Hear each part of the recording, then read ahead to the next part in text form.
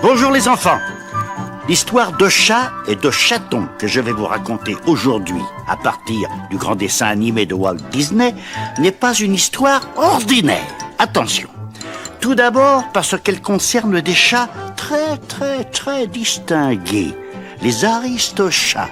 En anglais, ça se dit The Aristocats. Alors vous voyez, chat, cat, c'est presque le même mot. Chat, cat.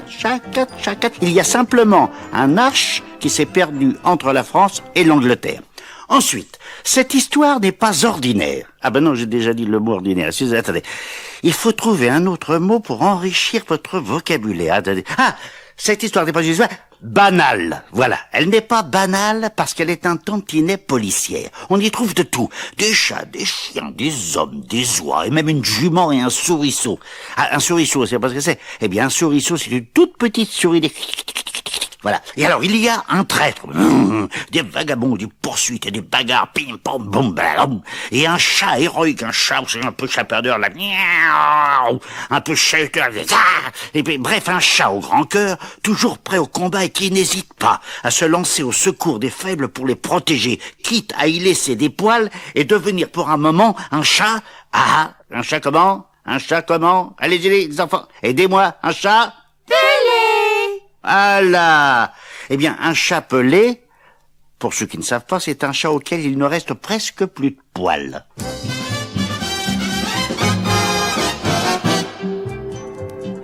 Nous sommes en 1900, c'est-à-dire au début de ce siècle, à Paris, dans une belle demeure, au fond d'une rue très distinguée de la capitale. Madame de Bonnefamille, une noble vieille dame, y vit seule, entourée de Duchesse, une ravissante chatte blanche, et de ses 3 adorables chatons. Marie, une minette blanche comme sa maman, Berlioz, un chaton gris que l'on destine à la musique, Toulouse, un chaton brun que l'on croit doué pour la peinture. En réalité, ils sont surtout remuants, turbulents, batailleurs et souvent fanfarons, comme le sont la plupart des petits garçons. Qu'est-ce que je dis? La plupart des petits chatons. Dans la maison, il y a aussi Edgar. C'est le majordome. Il sait tout, il fait tout. C'est un vieil employé de Madame de Bonnefamille. Elle est sûre qu'il lui est très dévoué. Elle se trompe, mais vous verrez pourquoi tout à l'heure.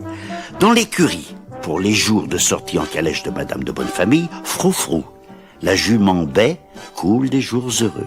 Attendez, je dois vous expliquer. Une jument baie, vous savez ce que c'est les enfants? Bon, eh bien, baie indique la couleur brune de la robe des chevaux. Ah, il faut vous dire aussi que pour désigner le pelage des chevaux, on ne dit pas la fourrure ou le poil, mais la robe. Bon, voilà à peu près énumérés tous les habitants de la belle maison. Je dis à peu près parce qu'il y a aussi un petit locataire clandestin, un souriceau, qui fait bon ménage avec les chats et qui vit tranquille dans un coin du grenier. Comme il adore le fromage, ses amis l'ont surnommé Roquefort. Mais vous allez voir le rôle important que va jouer Roquefort dans cette histoire. Tout le monde vivait donc heureux jusqu'au jour où Madame de Bonnefamille décida d'inviter son vieux notaire, Georges Hautecourt, à lui rendre visite. Oh, ce Georges Hautecourt devait avoir au moins 100 ans. Il tenait à peine sur ses jambes. Et quand il se déplaçait en zigzag, on entendait toutes sortes de craquements. Tellement il était usé. Et puis alors, il bafouillait, crachait tout ça un petit peu en parlant, et il fallait crier pour se faire entendre. Oh, monsieur le notaire!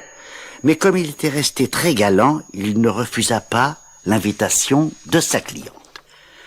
Madame de Bonnefamille, sa tasse de thé à la main, lui dit de la façon la plus naturelle du monde, écoutez bien, qu'elle avait décidé de faire un testament qui léguait toutes ses richesses à ses chats.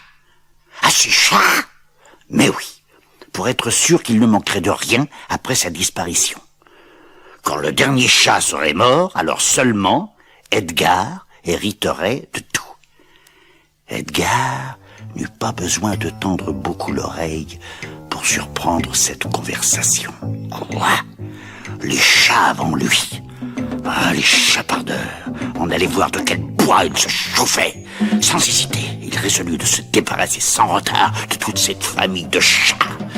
Et pour commencer, il décida de dissoudre dans la soupe au lait du soir un puissant soporifique, là. Quelques gouttes. Un soporifique, vous savez ce que c'est, les enfants? C'est une drogue qui endort profondément les chats, tout le monde.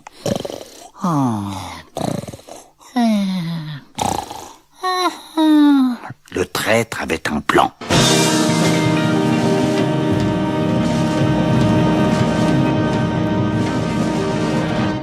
Pendant ce temps, sans se douter de rien, Duchesse et les chatons jouaient dans la salle de musique.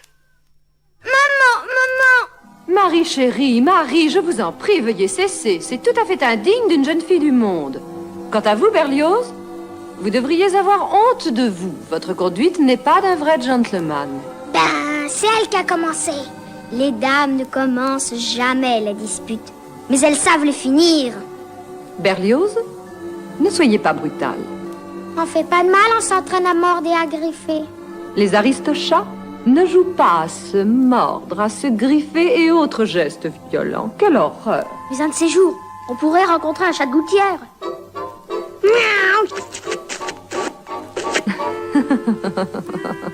Allons, cela suffit. C'est l'heure maintenant de vous consacrer au perfectionnement de votre éducation. Vous tenez, n'est-ce pas, à devenir de charmants hommes et femmes du monde. Alors, Toulouse, allez reprendre vos couleurs et votre palette. Oui, maman. Maman, est-ce que nous pouvons regarder Toulouse peindre avant notre leçon de musique? Mon Dieu, oui, mon trésor, mais surtout, soyez sage. Je me demande ce qu'il va peindre cette fois. Hein? Pour l'instant, il gâche des couleurs. Un peu de patience, mes chéris. J'espère que c'est encore un portrait de moi. Hein? On dirait de la bouillie pour les chats. Chut, silence. Mais c'est Edgar. Oui, c'est cette vieille face de rat. Vieille face de rat. Oh, allons, Berlioz. Ce n'est pas gentil. Vous le savez, Edgar nous aime tellement. Il prend tellement soin de nous. Maintenant, laissons Toulouse à sa peinture. Mes chéris, installez-vous au piano. Allez, dépêchez-vous tous les deux. Oui, maman. Oui, maman. C'est l'heure de faire vos gammes et vos arpèges. Les exercices terminés, le soir venu, l'heure du dîner était arrivée. Edgar s'était surpassé. Pour rendre la soupe plus succulente, il y avait ajouté du miel et de la cannelle. Et même un peu de sirop de grenadine. Et puis, bien sûr, une forte dose de soporifique. Duchesse et ses 3 minets s'en léchaient les babines d'avance. Oh, bonsoir, mes chers petits.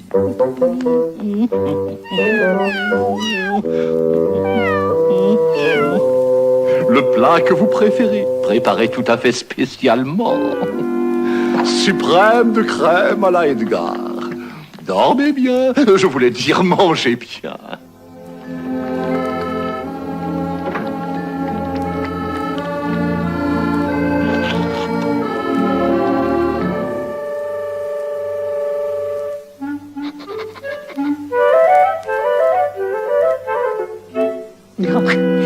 Bonsoir, chère duchesse. Salut les chatons. Bienvenue, Roquefort. Salut, Roquefort. Oh, bonsoir, monsieur Roquefort. Ça sent rudement bon chez vous. Et d'où vient ce délicat fumet? Suprême de crème à la Edgar. Oh, voulez-vous en goûter, monsieur Roquefort? Eh bien, oui, je veux dire... Enfin, non, je ne veux pas dire... mais il se trouve que par hasard, j'ai justement un biscuit sur moi. Vas-y, Roquefort. Goûte ça. Oh, merci. Vous permettez? Oh, il n'y a qu'une petite trempe. Délicieux. Mes compliments au chef. Là, que c'est bon. Succulent. Absolument succulent. Ça mérite un autre biscuit. Je reviens tout de suite. Pauvre Roquefort, il était loin de se douter qu'il avait bu du lait drogué. Il n'avait pas fait 3 pas de souris en direction du grenier qu'il s'affalait, plongé dans un profond sommeil. Pouf. Duchesse et les chatons ne résistèrent pas plus longtemps. Pouf. Edgar surveillait tout cela par l'entrebâillement de la porte. Aussitôt qu'il vit que les chats dormaient, il se dit « Je peux y aller ». Il mit tout ce petit monde dans un panier, en oubliant Roquefort dans son coin, et se précipita au garage, sauta sur sa motocyclette, plaça le panier dans le sidecar et, profitant de la nuit, démarra à toute allure vers la campagne.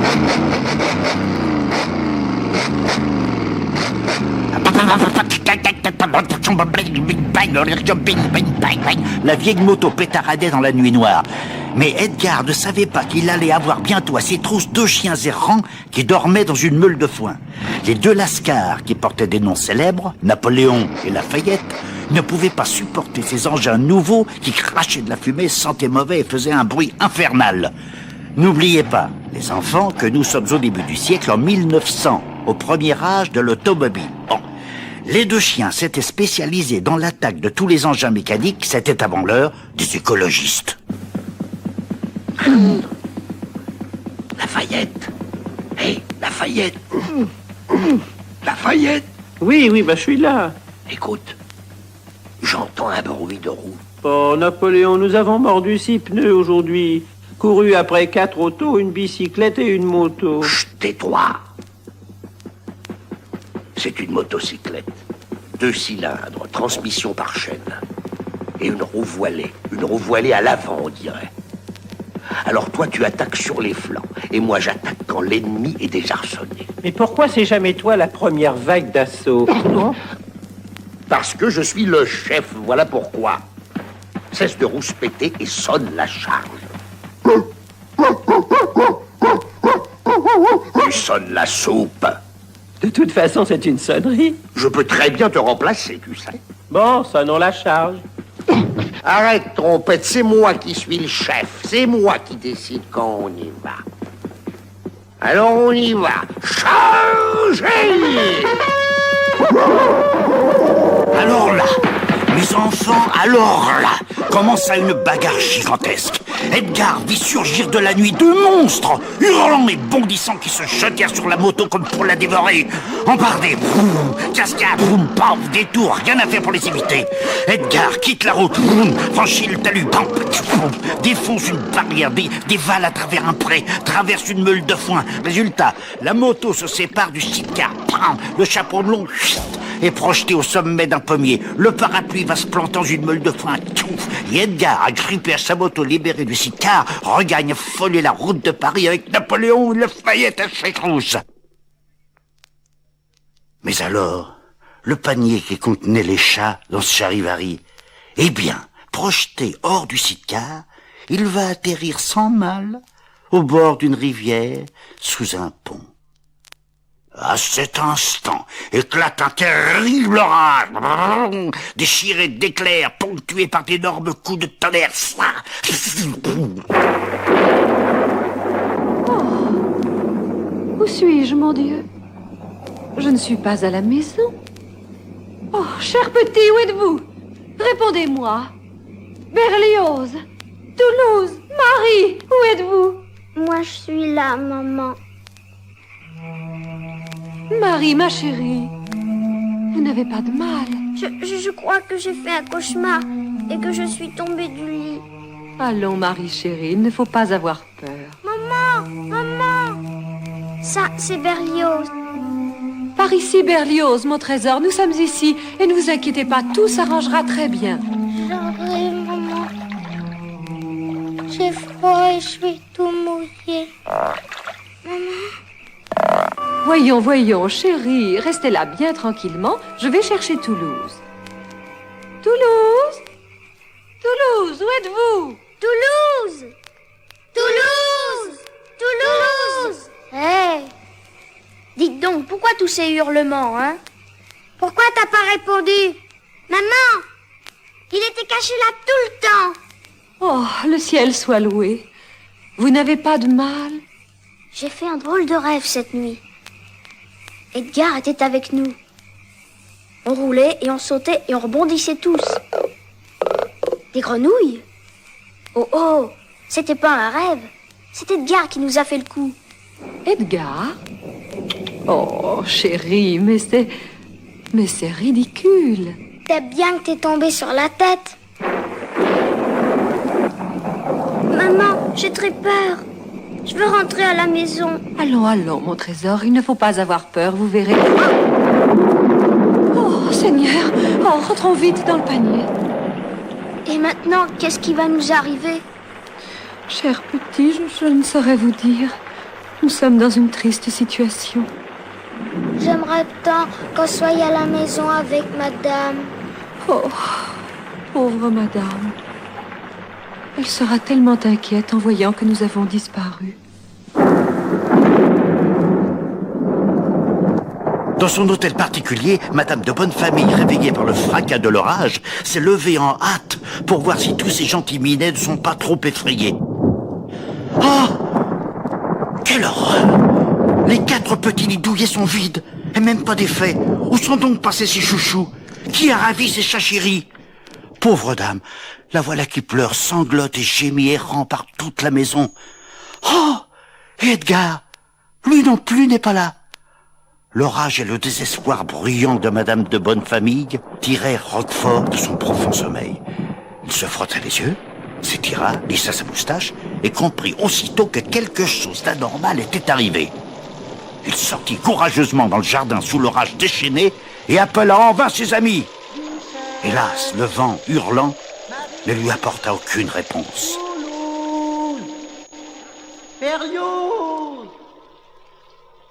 Et puis, la nuit passa, l'orage fit place à une aube sereine, et quand le jour parut, chacun retrouva un peu d'espoir. Madame de Bonnefamille s'apprêta à courir à la recherche de ses chéris, et dans la campagne, les 3 chatons s'éveillèrent au fond de leur panier au bruit d'une chanson. Simplement, un maître chat, un bon gros chat vagabond, coureur de rue et de gouttières, et qui avançait en chantant d'un pas chaloupé dans le petit matin. Et savez-vous comment se nommait ce chat chanteur? Tout simplement Giuseppe Désiré Thomas O'Malley, parce qu'il était né en Italie d'une chatte française et d'un chat irlandais. Bravo, c'est excellent. Vous avez un grand talent. Ah, merci. Et comment c'est votre nom, ma belle? Je m'appelle Duchesse. Duchesse. C'est charmant. Adorable. Et quels yeux. Oh, vos yeux, c'est comme 2 saphirs brillants de 1000 feux. Le jour en est plus lumineux, plus radieux. Comme c'est romantique. C'est du blablabla. Oh, c'est très joli, monsieur, et très poétique. Mais quand même, ce n'est pas tout à fait du Verlaine. Bien sûr que non. C'est du pur O'Malley, ma belle. Ça me vient tout seul. J'en ai des millions comme ça. Oh, non, plus de poésie. J'ai tellement de soucis et tellement d'ennuis. Des ennuis? Sortir d'affaires les jolies filles, les demoiselles en détresse, c'est ma spécialité. Alors, qu'est-ce qui ne tourne pas en rond, Altesse? Voilà, il est de la plus haute importance que je regagne Paris. Auriez-vous l'amabilité de m'indiquer le chemin le plus court? Pour y aller à pied? Oh, ce serait d'un banal. Nous allons regagner Paris sur mon tapis volant, côte à côte. Et les étoiles nous guideront. Seuls, tous les deux. Oh, ce serait vraiment merveilleux. Oh, je vois que vous avez quelques chatons. 1, 2, 3. Bien, nous serons donc 5 pour aller à Paris. Mais oui, monsieur O'Malley, ce sont mes enfants. Qu'ils sont jolis. Dites, c'est vrai votre truc de tapis volant? C'est vrai qu'on va tous s'envoler dessus? Voyons, voyons, Marie. Maman, est-ce que j'en ai moi aussi des saphirs qui font du feu dans les yeux? Oh, j'ai dit un truc comme ça? Oui, quelque chose de ce genre. Et vous avez dit qu'on s'envolerait sur votre tapis volant? Je voulais dire, Seulement que, vous comprenez... Non, la poésie n'est d'aucun secours, en l'occurrence, monsieur O'Malley. Ah, en fait, tapis volant, je pensais à une voiture grand sport, ma belle. Vous savez, de Oh, ces... peut-être bien un tapis volant seulement pour deux. Oh, moi je tiendrais si peu de place. Je vous ai parfaitement compris, monsieur O'Malley. Bon, les enfants, nous partons.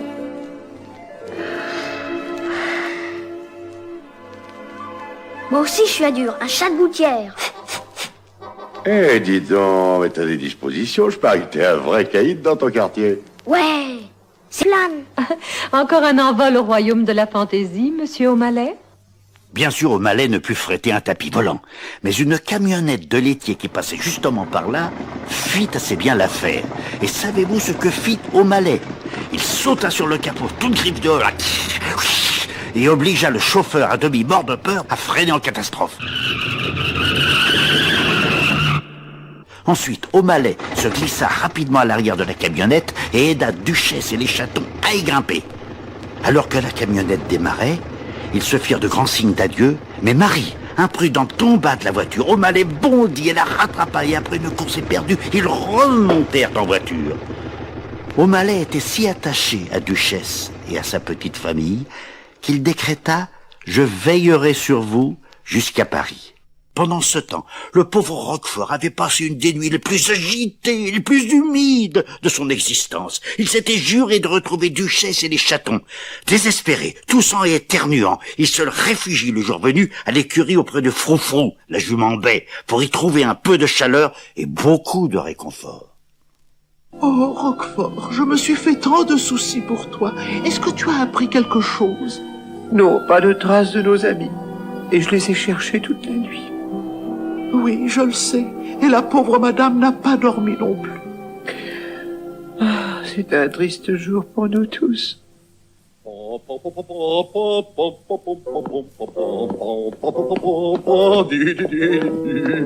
Bonjour, Froufrou, ma vaillante cavale.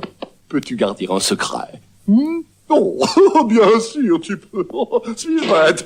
Alors écoute, mais ne monte pas sur tes grands chevaux, si j'ose m'exprimer ainsi.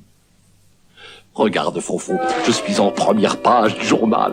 Un mystérieux ravisseur enlève toute une famille de chats. N'es-tu pas fier de moi? Oh, c'est lui le ravisseur. La police dit que c'est un travail de professionnel. Un travail génial. Pas mal, hein, Froufrou, ma vieille. Oh, merci. J'accepte tes félicitations. Un grand picotin d'avoine ou deux, ma vaillante cavale. En voici 3. Il faut mener la vie à grande guide. Ils ne trouveront pas une seule preuve pour m'impliquer. Pas un seul indice. Ouais, ils ne me feront pas porter le chapeau. Chapeau? Parapluie? Oh non, vache. Il faut que je les récupère ce soir. Non, cette espèce de crapule, de vaurien, de maître d'hôtel. Cet individu ne m'a jamais inspiré confiance. Mais je n'aurais jamais cru qu'il tombât aussi bas. Oh, Froufrou, il faut que je fasse quelque chose. Mais Roquefort, tu n'es qu'une petite souris. Que peux-tu faire? Je peux toujours essayer. Cette nuit, j'irai avec Edgar. Tu veux dire sur le lieu du crime? C'est ça. Et avec un peu de chance, il me conduira vers Duchesse et les chatons. Par Pégase? C'est aussi simple que cela. En effet. Pendant ce temps, par petites étapes, Duchesse et les chatons, escortés par O'Malley, regagnaient Paris. Il faut vous dire qu'ils avaient été expulsés de la camionnette du laitier qui avait fini par les repérer à cause de tout le tintamarre qu'ils faisaient à l'arrière chaque fois qu'ils essayaient de renverser un bidon. En traversant un pont de chemin de fer qui enjambait la rivière, ils connurent une aventure où O'Malley faillit perdre la vie. Ils cheminaient sur la voie quand soudain, le train arrive. Tout le monde se cramponne au bord du pont, mais Marie, la pauvre minette, perd l'équilibre et plouf dans la rivière. Les chats n'aiment pas l'eau et O'Malley moins que les autres. Le voici qui plonge. Il rattrape Marie, le pousse vers la berge. Elle est sauvée. Mais O'Malley, pris dans un tourbillon, est entraîné par le courant. Il boit, il crache, il jure. Rien à faire. La rivière le roule comme une souche. Tout le monde sur la berge essaie de le secourir. Lui, le grand O'Malley, le costaud parmi les chats est sauvé in extremis par 2 oies demoiselles qui passaient par là, venant de Londres et visitant la France. Oh, oh, oh, oh, quelle humiliation! Voilà, je me présente, Amélia Jacasse, et voici ma sœur. Miss Amélie Jacasse. Nous sommes jumelles. Nous sommes des parents très proches. Oh, que c'est drôle. Je ne l'aurais jamais deviné. Oh, regarde, elles ont les pieds plats. Oui. Nous sommes en vacances. Nous faisons le tour de France à pattes. Et à la nage de temps à autre. Mais en surface, bien entendu. Thomas, voici Amélia et Amélie Jacasse. Fichez-moi donc la paix avec ces 2 maîtres nageurs femelles. Voyons, Thomas. D'accord, ma belle. Adieu les poulettes.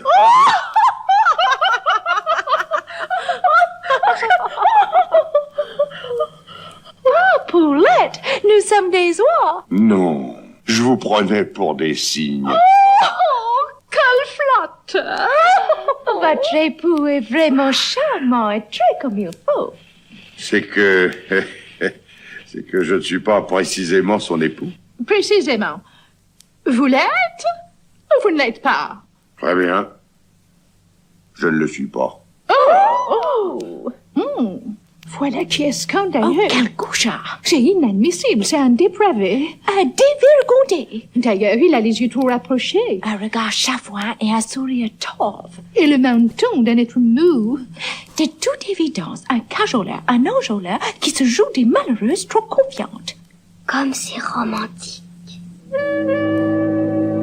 Je vous en prie, permettez-moi de vous expliquer. Thomas est un ami très cher qui nous accompagne jusqu'à... Insistez pas, duchesse, ça va. Laissez tomber. Salut les oies. Un de ces jours, nous, on va à Paris. Oh, quelle chance! Nous allons à Paris également. Faisons la route ensemble. Voilà une charmante idée. Oh, c'est pour vrai.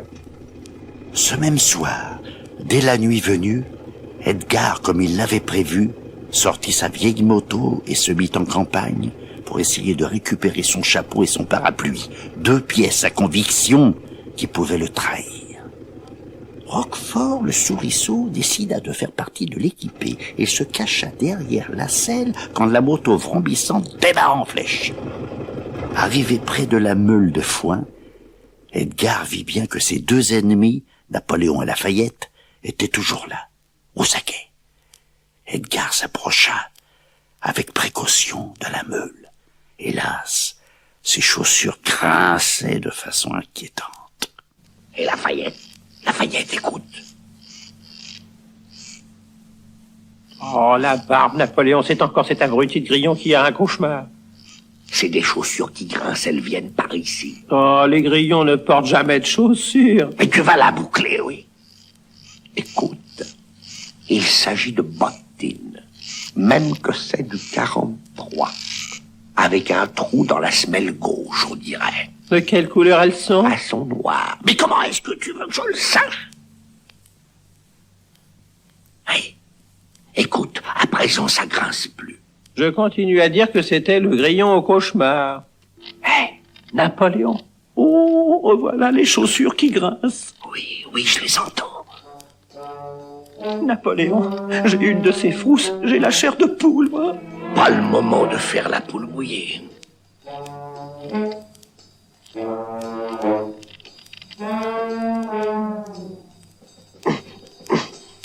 J'ai l'impression que tout va bientôt se déclencher. Edgar avait apporté sa canne à pêche. Il espérait ainsi accrocher son chapeau blond et son parapluie sans se faire repérer. Mais le chapeau melon était sur le crâne de Napoléon. Vous imaginez un peu la scène des enfants. Edgar plante l'hameçon dans le bord du chapeau, qui se soulève. Lafayette, qui voit le chapeau monter, se dit qu'il y a des fantômes. Napoléon se réveille, rageur, rattrape son chapeau et tout recommence dans la demi-obscurité jusqu'au moment où les 2 chiens découvrent Edgar. C'est à nouveau la poursuite. Edgar ne trouve son salut qu'en sautant sur sa moto pour regagner Paris. Une fois de plus, les 2 molosses à ses trousses.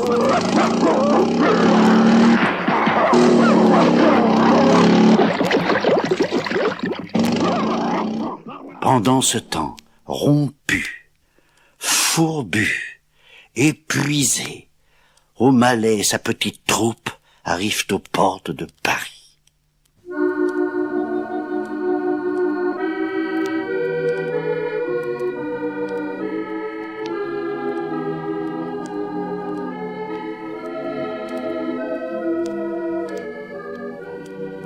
Mais Thomas, Madame doit se faire tant de soucis.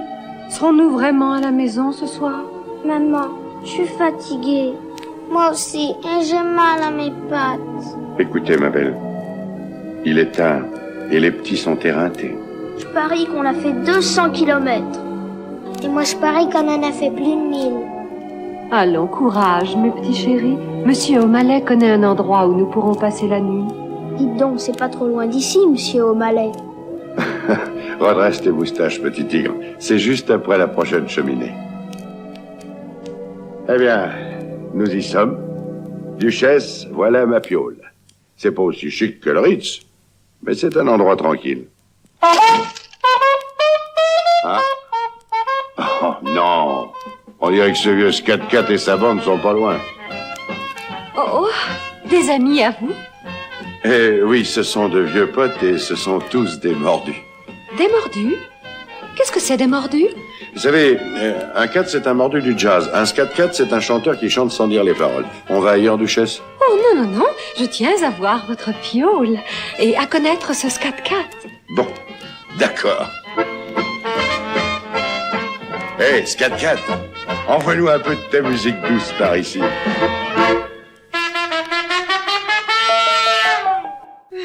Tout le monde veut devenir un cat. Parce qu'un chat, quand il éclate, retombe sur ses pattes. Oh ouais. Faites de beaux rêves, mes trésors.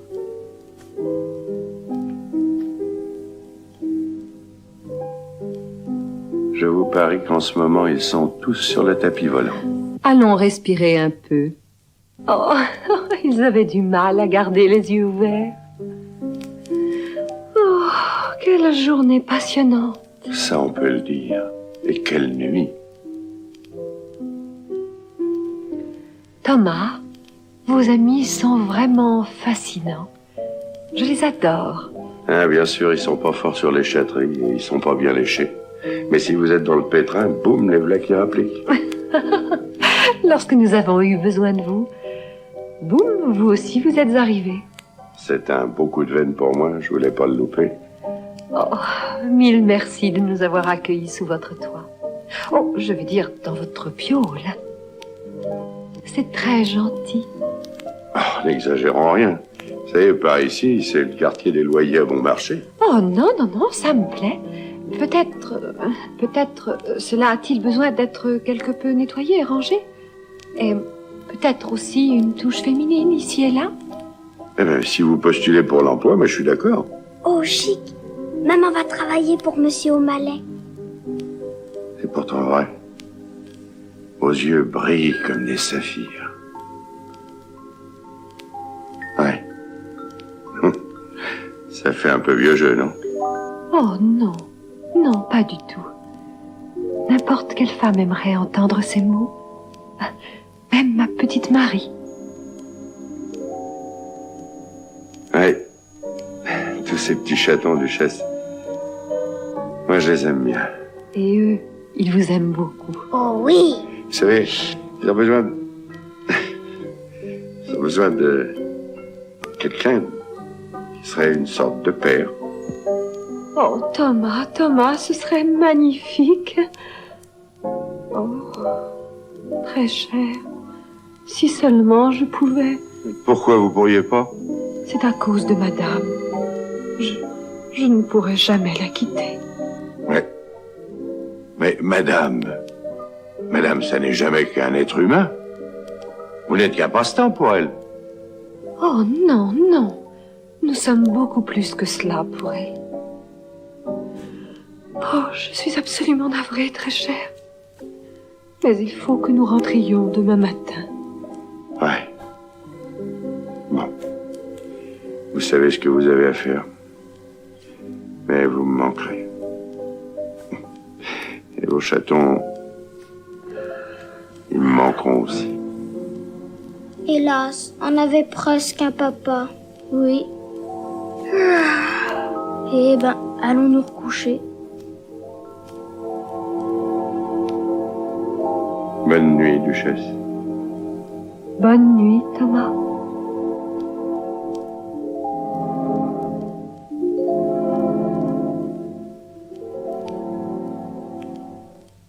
Après cette folle nuit et un bref repos, Duchesse et sa famille arrivèrent enfin à la maison.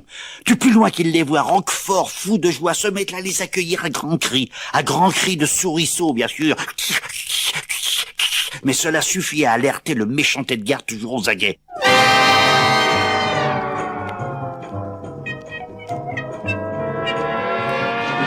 Sitôt qu'il passe la chatière, hop, il les saisit l'un après l'autre. Il les fourre dans son sac et hop, boucle le tout avec une corde. Duchesse pourtant a le temps de dire à Roquefort de prévenir le brave Aumalet. N'écoutant que son souci de servir ses amis, Roquefort se lance à la recherche de Aumalet dans le quartier des Chats-de-Gouttière. Il le trouve bientôt par miracle.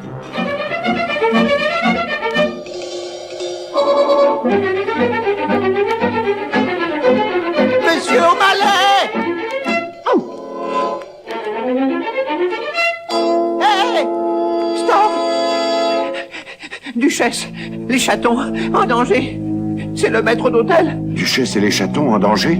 Écoute, cours chercher ce 4x4 et sa bande de chats de gouttière. Des chats de gouttière? Mais je ne suis qu'une souris. Peut-être, mais il va me falloir de l'aide. Vous voulez dire que moi... Phil, dis-leur que c'est Aumalet qui t'envoie et t'auras pas d'ennui. Il part remplir cette périlleuse mission en marmonnant. Il a dit pas d'ennui, il faudra voir. Déjà les chats de salon bien nourris aiment à croquer de temps en temps une souris. Alors les chats de gouttière. Vraiment, je ne ferai ça pour personne d'autre que Duchesse. Pauvre Roquefort, il avait vu juste. Qu'est-ce que tu viens fiche dans ce quartier? Tu veux te suicider? Oh, pardon. Non, j'ai été envoyé chercher du secours par un chat. Ça ne tient pas debout. T'es dingo. Non,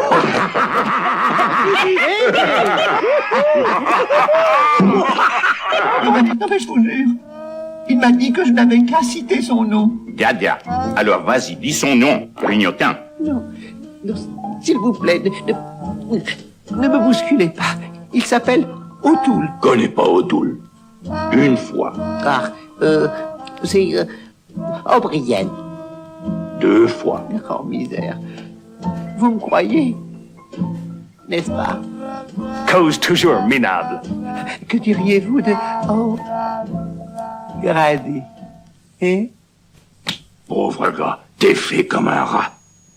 Roquefort croit sa dernière heure arrivée. Avec l'énergie du désespoir, il fouille si fort dans sa mémoire qu'il retrouve le nom de Aumalet.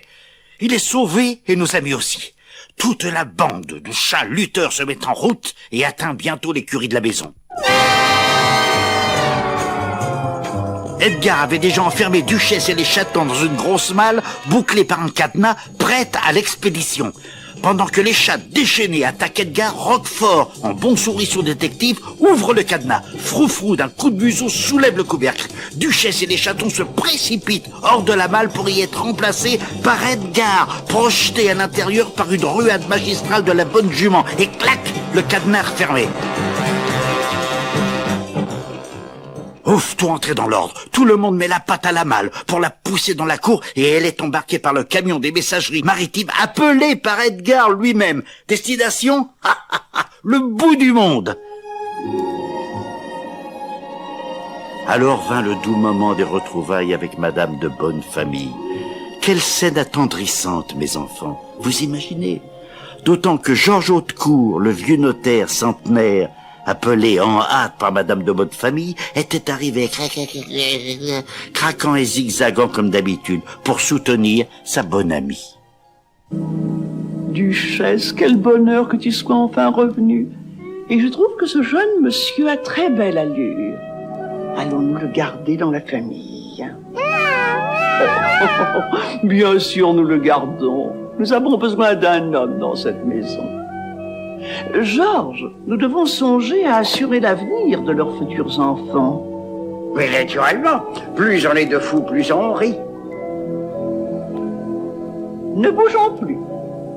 Attention, que chacun me sourit. Souris, on m'a demandé. Napoléon, on dirait que c'est la fin. Attends un peu, c'est moi qui suis le chef. Je dirai quand ce sera la fin. C'est la fin.